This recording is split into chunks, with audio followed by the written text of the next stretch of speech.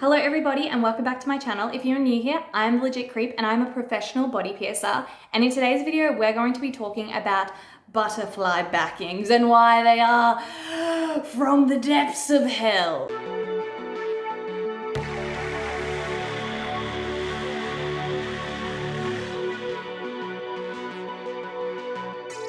So butterfly backs, what are they? They are those grimy little bastards that you get pierced with when you get pierced with a piercing gun. Quite a lot of people have actually asked me in comments previously. They've always been like, I don't get it, like what is wrong with butterfly backs? I've always been pierced with them, etc.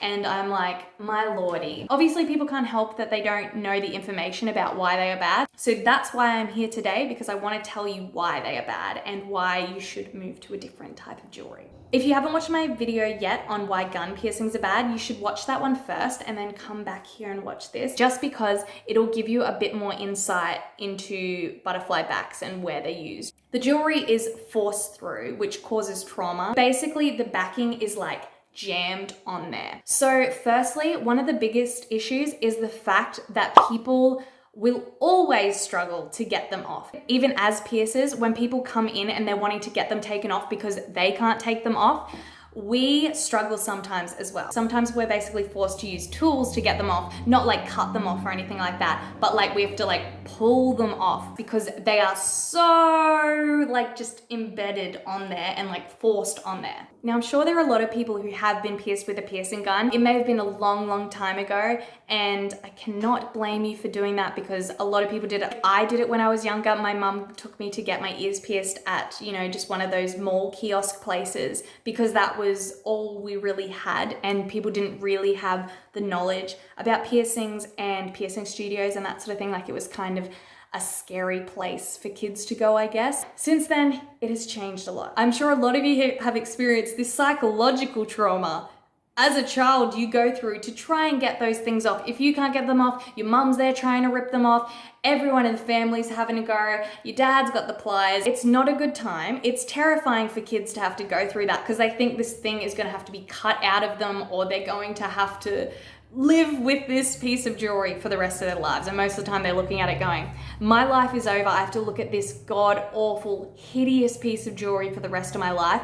And I give up now. Like they have checked out at age 9. They're not made to be durable and easy use. Like if you're having to like tear them off someone's body, there's a problem. Jewelry shouldn't be made like that. Obviously they do loosen up after you've used them, open and close them a lot of times, but like why don't we just move to a different piece of jewelry? And I will discuss what you should use at the end. They are a one size fits all, meaning that like they aren't going to fit every single person's lobes. They are made to a like standard size, like hopefully this fits everyone, but it doesn't. There have been so many people who have come into the studio with the butterfly stud post thing, and it has embedded in their ear because the ear has swollen too much and it has swallowed the jewelry essentially.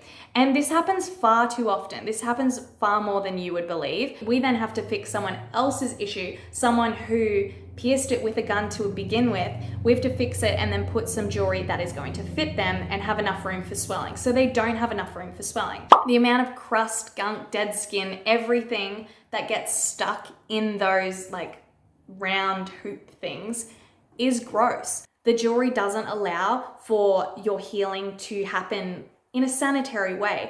All the gunk that is in there should be falling off naturally, but instead it's falling into that area and it's just accumulating in there, and like it can sort of build up around the entire backing. That is not helpful for healing. That can actually cause infection. And because of that, you can't clean the piercing properly because that gunk is always just gonna be sitting there. So regardless of how well you think you're cleaning them, that's still sitting on the fresh piercing as well. Now this jewelry is also generally very low quality as well. And what I mean by that is when you go to one of these mall kiosk places, the jewelry quality that they have is generally at a standard of like a surgical steel at best. Sometimes they'll also have plated pieces of jewelry. So a lot of these can tarnish and wear off and chip, and there's just like so many so many problems with this low quality jewelry, especially when you're initially getting pierced with this, because you want the highest quality jewelry because your body's going to be able to heal it better. Also, a lot of people struggle with nickel allergies and they may not even know it, and these pieces of jewelry definitely have nickel in them. With the butterfly backs, they can also go on too tight. You might think that the ear has enough room for swelling if it's on the furthest setting, which for some people it does work for, but they're still not a good piece of jewelry. But sometimes they can be forced on so tight, it's gonna cause swelling worse than it would. You're basically forcing yourself to have more problems than you would have to begin with. People end up in hospital because of that stuff. These pieces of jewelry can also stab you in the back of your neck. They can be uncomfortable to sleep in. They can be uncomfortable to wear beanies and that sort of thing with, anything that's pushing down on your ears. So they're uncomfortable.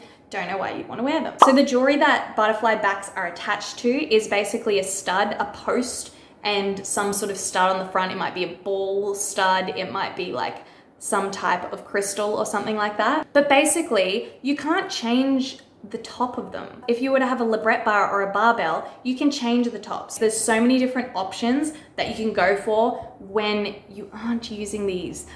They're kind of pointless. Whereas if you've got a barbell or a librette, you can change that top whenever you want. So you can change it up a lot. It just offers you a whole lot more variety, which I think sounds a lot better in the long run. You're getting a piece of jewelry with the option to change it. If you're just getting that one stud earring, there's not a lot change you can do with it. You have to get a whole new one in order to change it.